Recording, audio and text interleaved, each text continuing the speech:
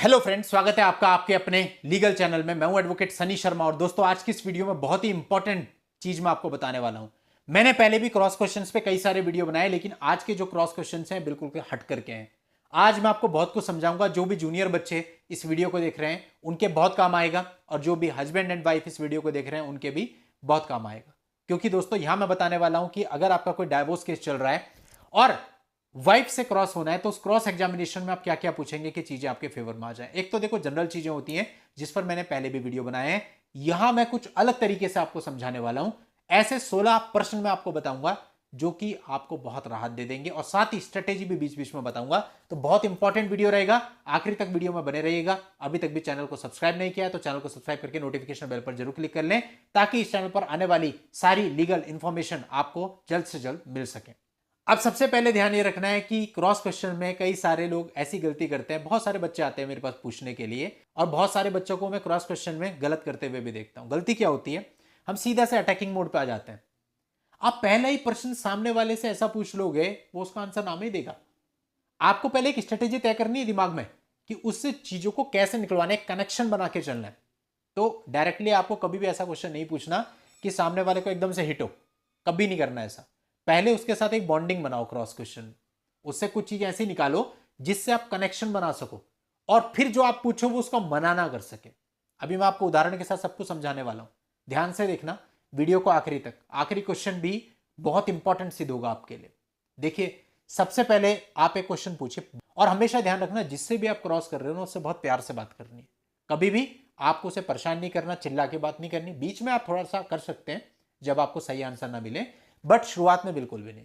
शुरुआत में आपको उससे बिल्कुल कंफर्टेबल रख करके पूछना है। उससे पूछो, अच्छा जी आपका नाम, नाम बताइए। अच्छा आप ये बताएं आपकी शादी कब हुई थी।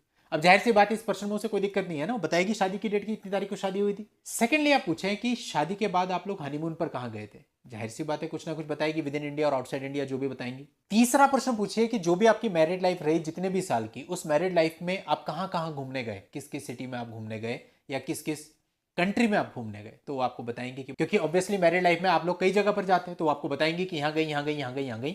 ये सब लिखवा दो कि शादी के दौरान मैं यहाँ गई यहाँ गई यहाँ गई यहाँ गई यहाँ गई। फिर आप पूछो कि ठीक है आपने 3 जगह बताई, इन 3 जगहों पे आप कौन कौन से वर्ष में गई थी। तो वो आपको बताएंगे कि इस वर्ष में, इस महीने में, इसमें गई थी। वो लिखवा दो कि कब कब गई थी। अब देखो इसका रिलीवेंस मैं आपको बताता हूँ। डाइवोर्स केस है चूंकि, तो डाइवोर्स केस में इंटेंशन बहुत मैटर करती है।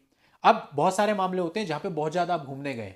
अगर उन्होंने 4-5 सिटी लिखा रखी है कि यहाँ आप घूमने गए हैं, हस्बैंड के पास एविडेंस भी होते हैं, सबसे पहले तो एविडेंस कनेक्ट हो जाएंगे उससे कि हाँ भाई इन्होंने खुद एडमिट किया यहाँ गए हैं, हस्बैंड फोटो लगा रहा है, मतलब हस्बैंड ने अपनी तरफ से काफी इनको घुमाया फिराया। क्लियर हो गया। और उनको इस प्रश्न, जितने प्रश्न मैंने अभी तक आपको बताए, इनमें से किसी एक में भी ऑब्जेक्शन नहीं होगा कि वो मना करें, वो बताएंगी आपको। दूसरा आपको फायदा ये होगा, आपने पूछा है कि कब कब गए थे, तो वो एक महीना और ईयर बताएंगी। हो सकता है कि अगर उन्होंने फॉल्स केस किया है कोई, उस पर्टिकुलर फॉल्स केस में उस डेट पे या उस मंथ में कोई इंसिडेंट दिखाया हो, लेकिन यहां पर उस डेट में उस मंथ में कह रही है कि हम वहां पे घूमने गए थे, तो वहां भी आपको फायदा मिल जाएगा। तो यानी कहने का, आपने उनसे डायरेक्टली कोई ऐसे क्वेश्चन नहीं पूछे जिन पर उनको कोई ऑब्जेक्शन हो, लेकिन इनडायरेक्ट वे में आपने अपनी कनेक्टिविटी ढूंढ ली। अब इसी तरह से आगे की सीरीज, अगर हस्बैंड ने, कई मामले होते हैं जहां पर हस्बैंड पढ़ाई लिखाई भी करवा रहे हैं, कोई कोर्स भी करा रहा है प्रोफेशनल, उसकी फीस भी दे रहा है, खर्चा भी बेयर कर रहे हैं, तो आप उनसे कुछ प्रश्न पूछेंगे। आपने कोई पर्टिकुलर कोर्स किया है, जो भी कोर्स का नाम आपको हस्बैंड से पता चलता हो तो कहेंगे हाँ किया है। फिर पूछे कौन सा कोर्स किया है, फिर पूछे कब आपने कोर्स किया, फिर पूछिए कहां से आपने कोर्स किया। अब यहां तक आपकी सारी कनेक्टिविटी निकल चुकी होगी, कब उन्होंने वो कोर्स किया, कौन सा कोर्स किया, कहां से किया, हस्बैंड के प्लेस से किया या कहीं से किया। फिर आप इसके बाद पूछिए कोर्स आपको किसने कराया। आप वो 2 चीज बोल सकती हैं, या तो मेरे हस्बैंड ने कराया और या तो मेरे फादर ने कराया।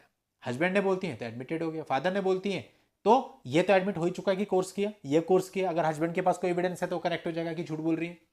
तो कहने का मतलब, आपको कनेक्टिविटी ढूंढनी होती है। जो भी आप सीरीज ऑफ क्वेश्चंस पूछिए, अब जैसे मैंने आपको ये बताया, इसमें 4-5 क्वेश्चन की एक सीरीज थी जिसमें सब चीजें निकल के आई।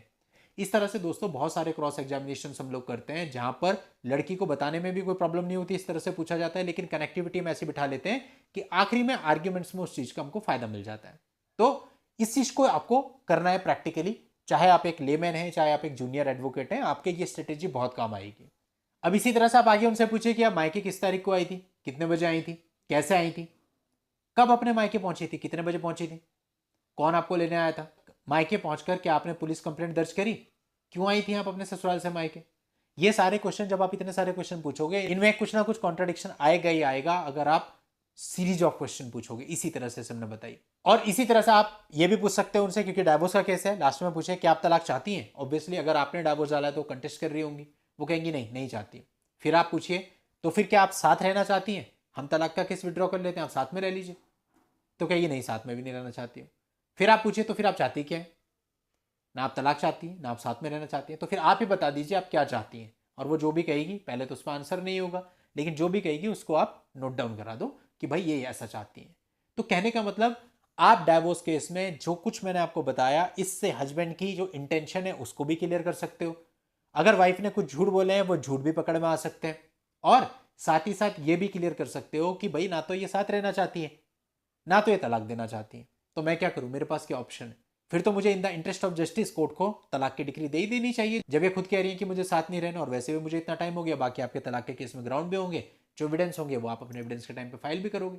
तो कहने का मतलब, ये मैंने आपको 16-17 क्वेश्चन बताया, मैं ये नहीं कहता हर एक केस में यही क्वेश्चन होंगे, लेकिन जो स्ट्रेटेजी है वो अगर आप ये रखते हो तो विजय होने के चांसेस काफी ज्यादा होते हैं। उम्मीद करता हूं दोस्तों आप पूरा वीडियो अच्छे से समझे होंगे और इसका लाभ उठाएंगे। आपको वीडियो अच्छी लगी हो तो जितने भी लोग ऐसी समस्याओं से गुजर रहे हैं उनको शेयर कर दीजिए, ताकि उन तक भी जानकारियां पहुंचे। अभी भी बहुत लोग ऐसे हैं जिनको इन चीज़ों के बारे में कुछ नहीं पता और बहुत सफ़र हो रहे हैं। ठीक है, आप लोग चैनल पे जुड़ गए, लेकिन अभी भी बहुत सारे लोग ऐसे हैं जो स्ट्रगल कर रहे हैं। तो जितना हो सकता है आप इन चीज़ों को शेयर कीजिए, नॉलेज बांटने से बढ़ती है। आज की इस वीडियो में इतना ही। नेक्स्ट वीडियो में नई लीगल जानकारी के साथ मैं आपसे फिर मिलता हूं। तब तक के लिए goodbye and thank you for watching. Take care.